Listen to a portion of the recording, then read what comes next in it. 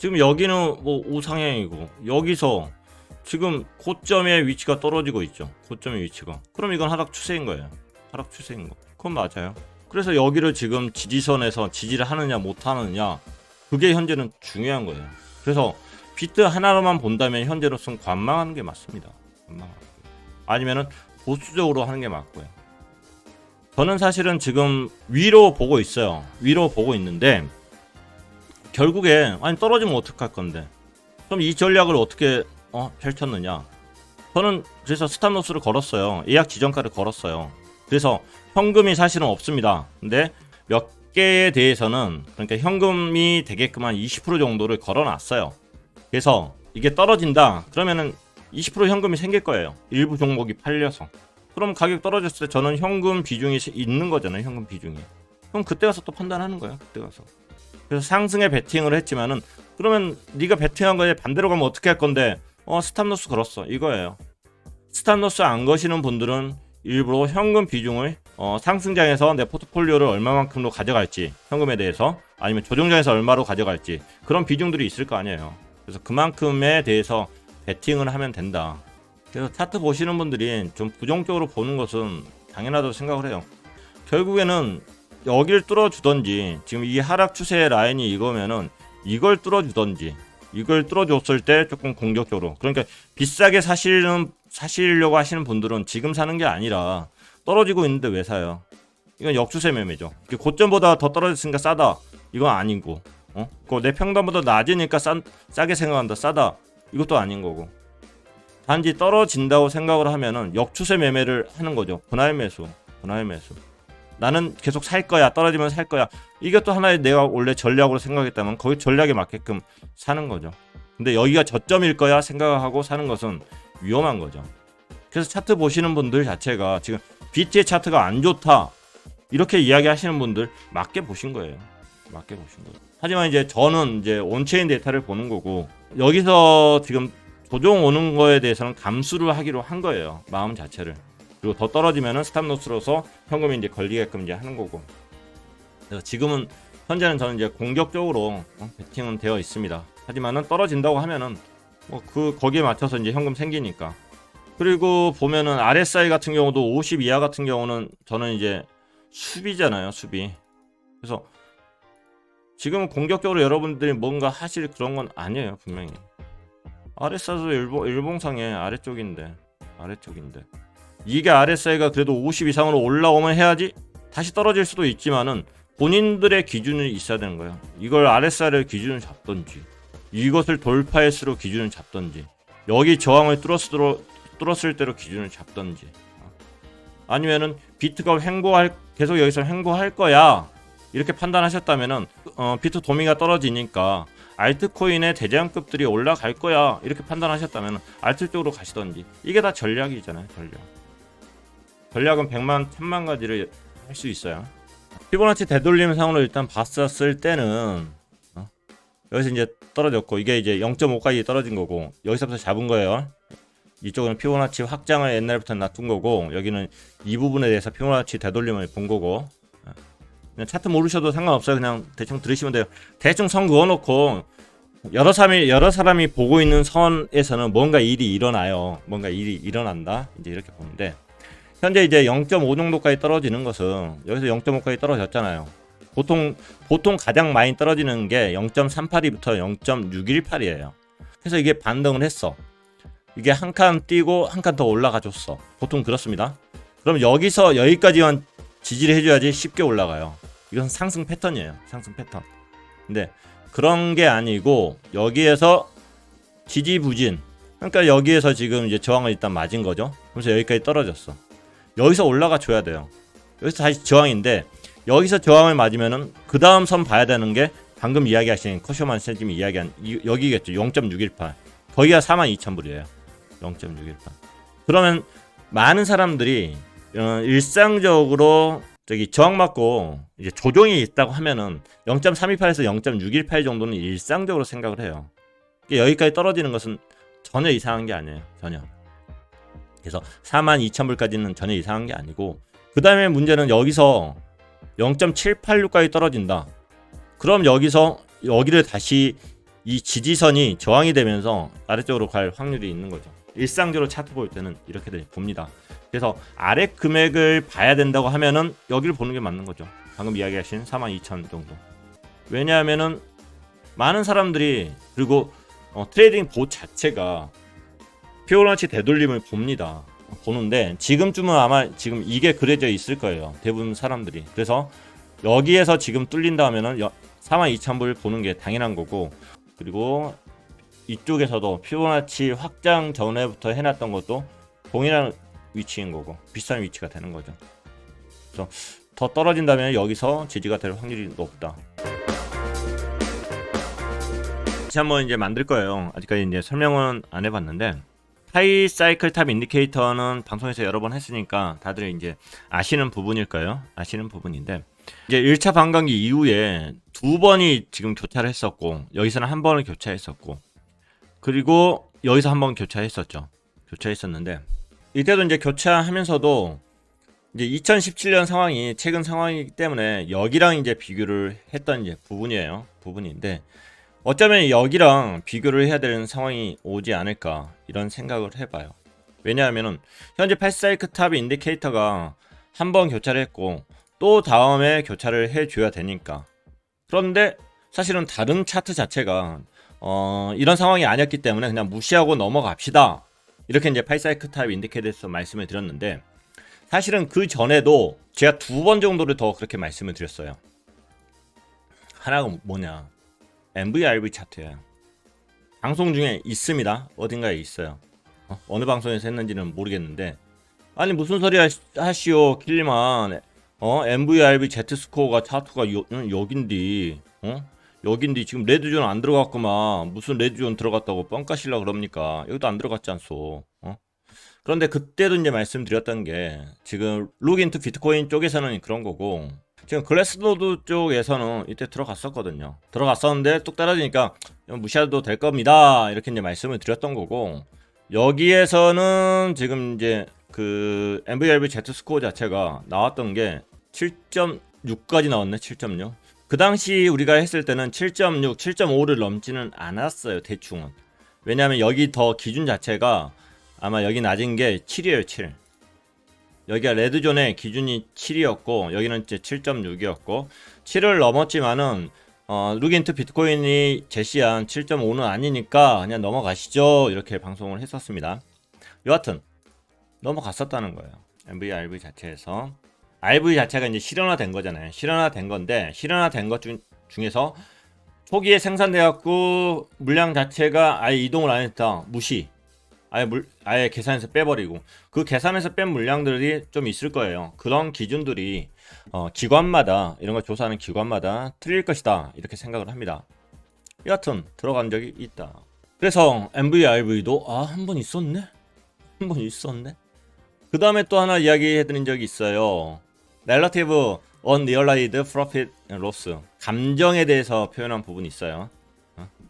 이게 뭔 소리야 하는 사람들이 안 돼요. 근데 저는 이것을 이렇게 이제 표현을 안 했었고, NUPL이라는 걸로 표현을 했습니다. 추세제나 예측 시리즈 다 있는 이야기예요. 여기에서도 여기가 들어갔었고, 단지 여기에서 이제 벌써 여기 이제 환희 단계까지 가버렸으니까 이것도 이제 무시합시다 그랬어요. 근데 여기 그래스 노드 쪽에서 여기 수치 자체를 더 낮췄어요. 이게 그 기준 자체를 살짝 올린 거지. 여기 소위 레드존 환상 단계에 있는 것 자체를 살짝 올려갖고 여기 안 들어간 것처럼 했어요. 그것도 영상에서 다 설명을 했습니다. 중간중간 나눠져서 그렇지. 그러면 여기도 사실은 한번 들어간 거네. 여기는 이제 가지고 있는 사람들에 대한 이제 리얼라이즈가 실현화된 건데, 언이니까 가지고 있는 그 비트코인의 심리를 알 수 있다. 그래서 여기서 이제 심리를 알 수 있는 이제 그런 자료였습니다. 그럼 벌써 세계에서 들어갔네. 세계에서. 그러니까 사실은 막 웃고 있을 때가 아니에요. 우리가 배운 것 상에서도 막 팔아야 된다 뭐 이거 자체가 사실은 우리가 레드존을 기다리고 있었는데 레드존이 몇 차례가 나왔어요. 긴박한 것은 사실은 진작부터 나오고 있는 거예요. 긴박한 상황들은. 그래서 사실은 제가 이걸 지금 했던 논리를 가지고 이거 2013년에 적용을 합시다. 그 이야기의 스토리를 만들어 낼 거예요. 모르겠어요. 아직까지 이제 자료화는 안 해봤는데 하여튼 이제 그런 형태로 바라봐야 될 수도 있겠구나 이렇게 생각을 합니다. 그래서 더 많은 가격을 가기 위해서 여기서 간극이 아직도 좁잖아요. 좁으니까 더 넓어지려고 하면 어떻게 해야 돼요? 횡보가 더 길거나 가격이 떨어지거나 더 떨어지거나 충분히 가능성은 존재한다. 제가 긍정적으로 이야기를 하지만은 그런 가능성도 존재한다. 하여튼 이거에 대해서 맹신을 하라는 이야기 아니에요. 모든 지표에서 버려야 된다고 하면은 가격으로 만들어진 지표들이 버려져야 돼요. 온체인 데이터가 과정이기 때문에 그 온체인 데이터를 이제 봐야 되는 거고 어찌됐든. 그러면은 제가 지금까지 말씀드렸던 것 자체가 결국에는 지갑의 이동으로 우리가 이제 보고 있는 지표들인데 위험천만하죠. 제가 옛날 영상에서 지갑에 대한 자료를 하나하나 이제 분석을 해드렸죠. 몇 개를 가진 지갑 사이즈를 분석을 할 거냐. 그래서 1000개라고 일단은 우리가 확정을 했어요. 왜냐하면 여기 탑에 갔었을 때 물량 줄어드는 거 보세요. 지갑이 어디론가 이동을 했다는 거예요. 2017년도 진작부터 이동하고 있네. 진작부터. 여기 지금 현재 이동을 하고 있네. 어디로 가냐는 거예요 이게. 어디로 가느냐. 위험한 거예요. 분명히 우리는 환상에 빠져 있어요. 공부한 사람마저도 이제 환상에 빠져 있어요. 다른 사람들은 더 위험한 공포에 빠져 있는 거고. 하여튼 그래요.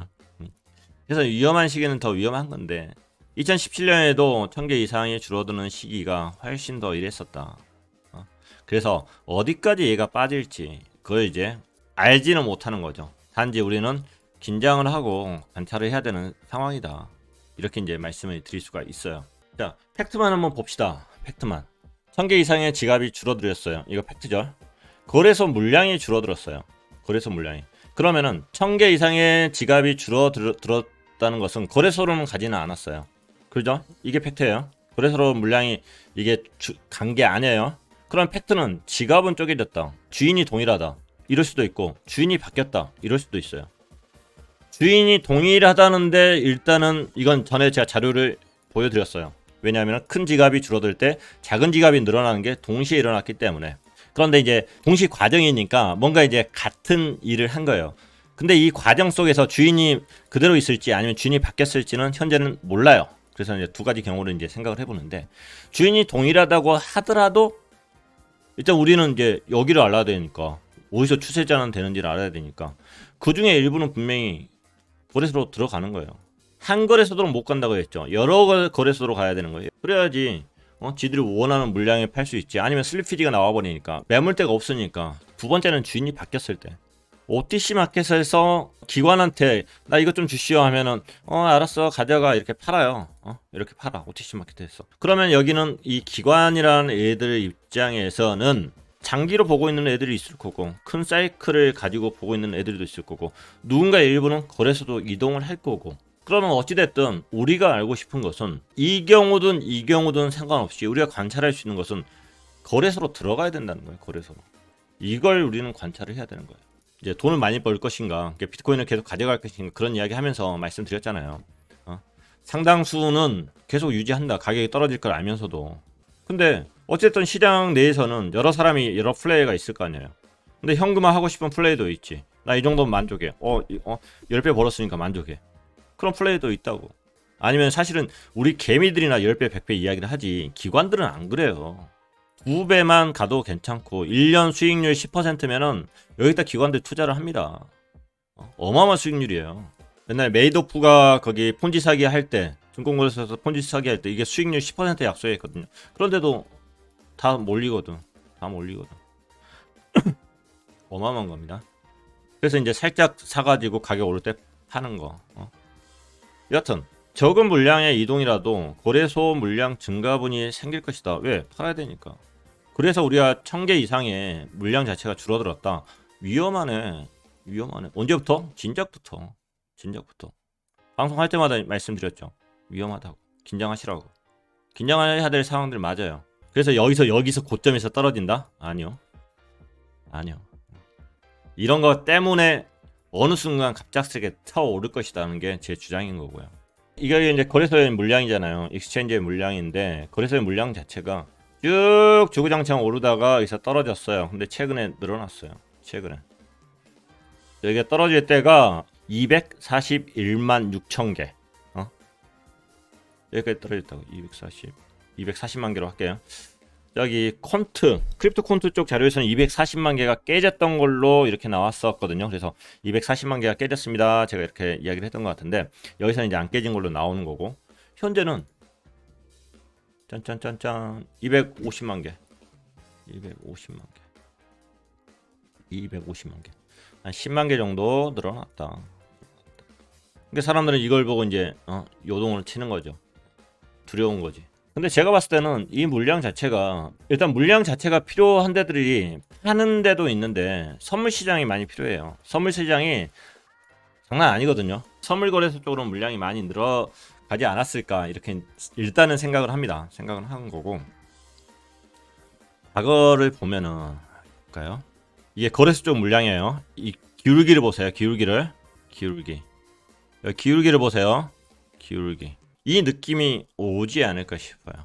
이게 처음으로 지금 이 물량이 빠졌어요. 빠져서 와, 이제는 여기를 기관들이 사기 시작을 했잖아, 킬리만. 그러니까 앞으로는 슈퍼 사이클이 나올 거야, 이 사람아. 무슨 나중에 추세 전환 한다면은 가격이 계속 주구장창 오를 거야, 이렇게 욕먹고. 지금 여기 추세 전환 시기가 아닙니다 이렇게 이야기하면은 무슨 지금 가격 쳐내려가는데 무슨 이렇게 욕먹고 맨날 욕만 먹어.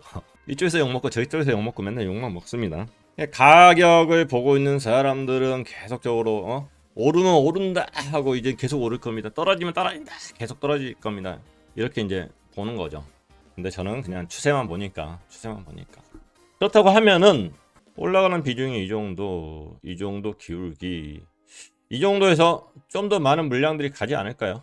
계속 오르다가 이렇게 갔기 때문에 이 기울기일 수도 있어요. 그리고 이 정도 이제 이 정도 느낌일 수도 있는 거고. 근데 이 느낌이 어떻게 나올지는 모르겠어요.